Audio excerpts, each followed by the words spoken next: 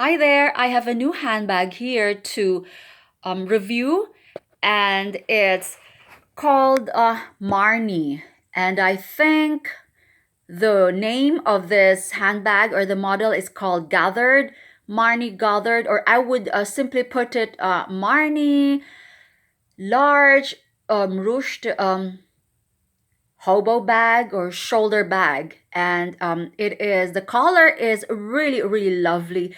It's a combination of dark brown and dark green, and at some point it goes in between the mauve color and dark olive green. So but if you take a picture of this with a flash, it would actually come up as brown. So this color is very tricky and intriguing and very hard to describe, but I would just simply put it as olive green. I know that Marni brand is not as popular as the other luxury labels, but I would consider this brand a baby brand when compared to the other luxury brands like Prada and Gucci or Louis Vuitton, who have been around for a very long time. So just to give you a brief background of this handbag or this brand, it's called Marni. It's an Italian fashion label, and it was actually a family business and founded by Consuelo Castiglione in 1994. So she was the designer from 1994 to 2017 until the current designer is Francesco, or maybe Francesco Rizzo, who had previously worked at Prada. So you know what happens, they go from one fashion house to another. So the fashion line started in 1994, and her fashion line named after her sister Marni. So it grew as her customers needed something to wear under or with their fur. So they're very popular when it comes to the fur label or fur material. So, and right now they have expanded their brand into jewelry line, handbags, and eyewear, shoes, and all that. This is a very respectable brand, very underrated. But when you go on Purse Forum or Purse Blog or Purse Style,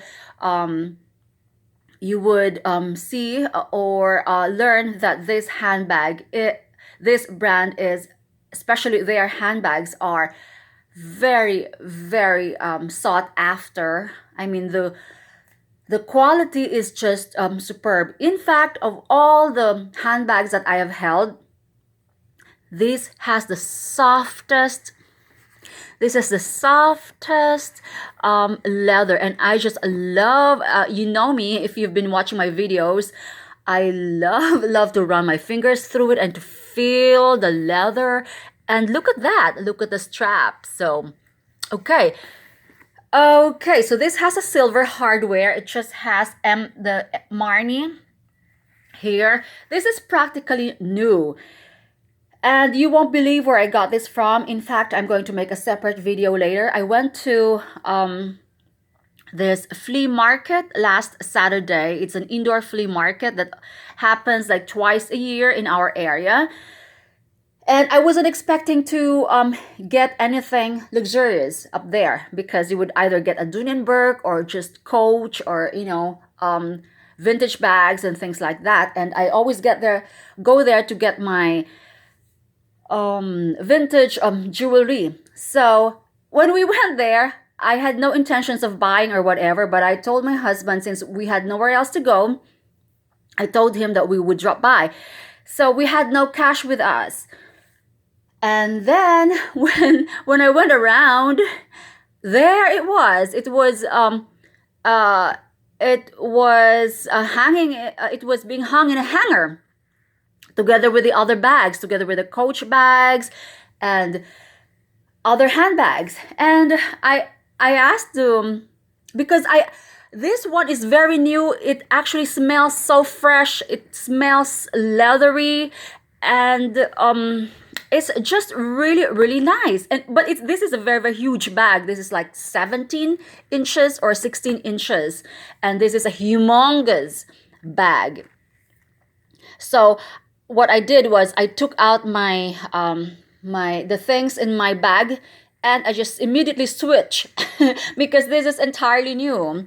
And you would know it because of the smell. The smell is like it's fresh out of the box, and the interior is actually very very new. Okay, so here it is. So going back to that story. So I had no cash, and I asked the vendor, and I thought she was gonna price this high because she had her Coach bags priced at like 50 or 60 or 70 or something like that. And I thought this was gonna be like in the hundreds. And then she told me $15. I said, "What? $15?" And I said, "Okay, okay. So I have no cash right now. Can I come back? Could you please wrap it up for me? I'm coming back because I have no cash."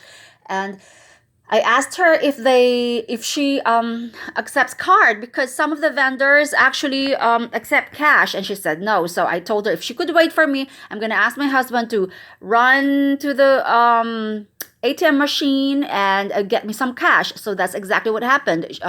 She said no problem. I can just wrap it up for you. I know you. I mean, I know what you look like, so I'm gonna wrap it up for you. I was very, very excited, super, super excited. I couldn't contain my excitement, and yeah. And you know what? While waiting for my husband, I went to another vendor, and I also reserved another handbag there. And I went back and paid her $15 for this. And then, in my excitement, I overpaid her. I did not. I already gave her the $15, and she got me the merchandise. And then I don't know, maybe I was too excited, I was not in my right mind, or I don't know what was going on. I gave her another $20. I mean, I gave her the $40 that I had. So I was like, what was going on? And then so she gave me another $5. Well, I took the $40 back, but she did not tell me that I already paid her. So that was very very dishonest of her. So I paid her a total of $30. Anyway, that was Saturday. Sunday, I had like a revelation.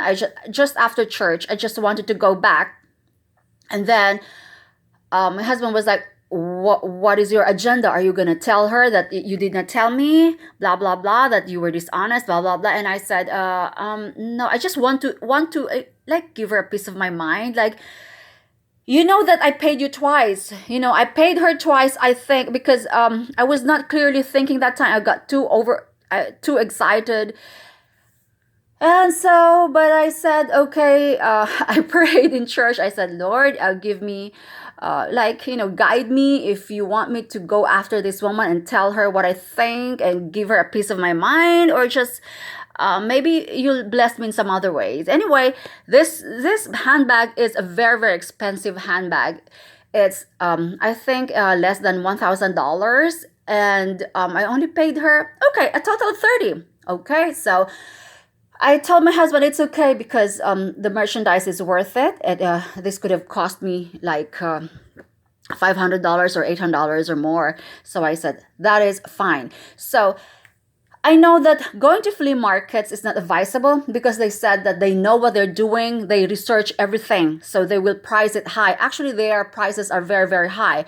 So I had no intentions, or I had no expectations actually of getting a luxury handbag over there. But here it is. I'm just very, very excited to tell you the story. So, so bear with me. Okay, so here it is.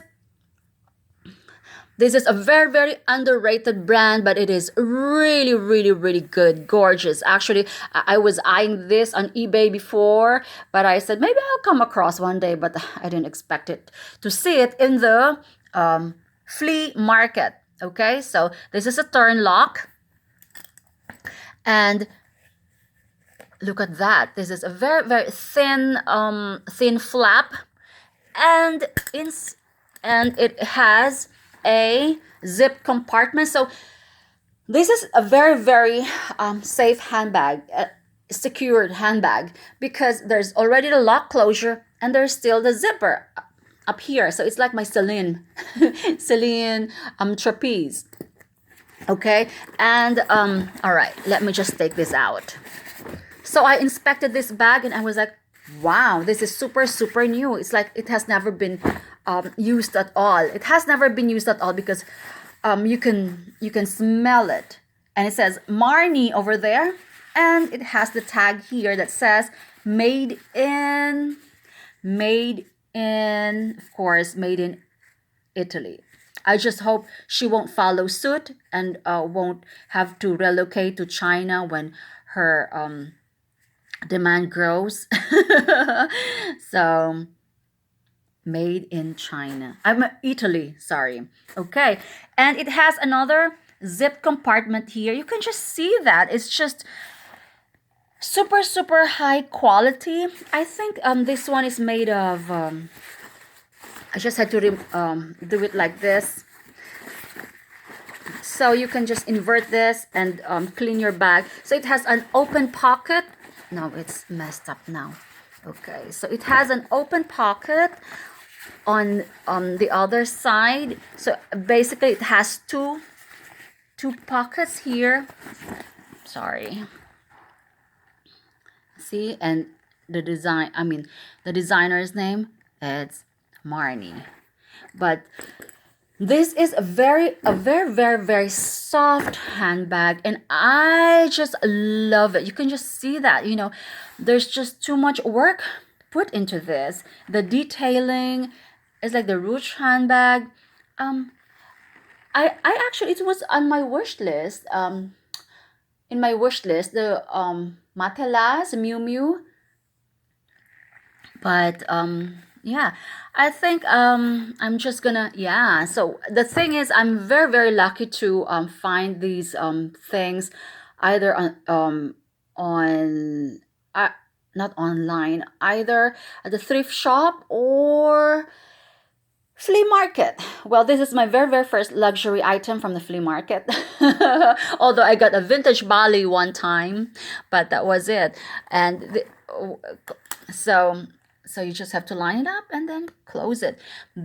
And this is really, really big, so you can just see that. So I just feel so, like it's just so luxurious. And if you smell it, it smells heavenly.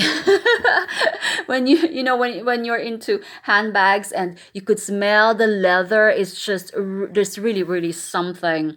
In fact, my love affair with handbags started when I was working on luxury ships, and I was part of the building team, pioneer team for one of the Holland America cruise ships, and they were still being built in Fincantieri, that was in Civitavecchia, Italy. We had so many ports, so I've been everywhere.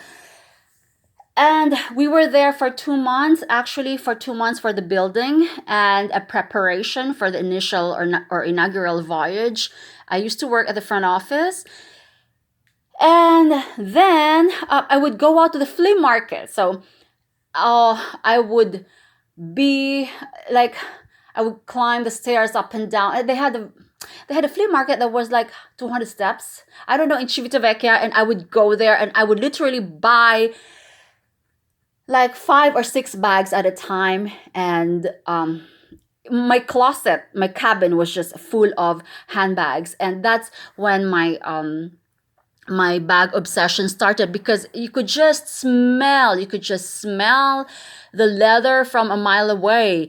And when I visited the Leaning Tower of Pisa, there are a lot. If you've been there, you know that there are a lot of vendors of leather goods, and I could just smell it. And that's when I started buying handbags. So that was so long ago. So my handbag obsession started probably in the 2000s. So no, not 2019.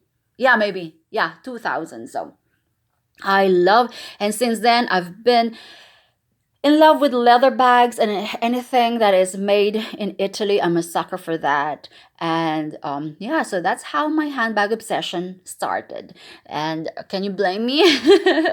Because, I was working night shift. So um, uh, you would be given a night shift for one month, and I was working on one night shift, and they told me that if you're bored, you could just go and feed the birds and just go to the flea market. And that's what I did. And I was like, oh, shoot, I love their handbags.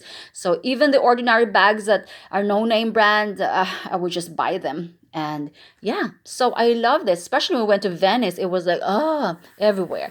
But anyway, I still prefer their flea markets because, their flea market because of the diversity that they offer. So it's not just about Prada or Gucci. So I like diversity. So yeah. So that besides, that's all I could afford then.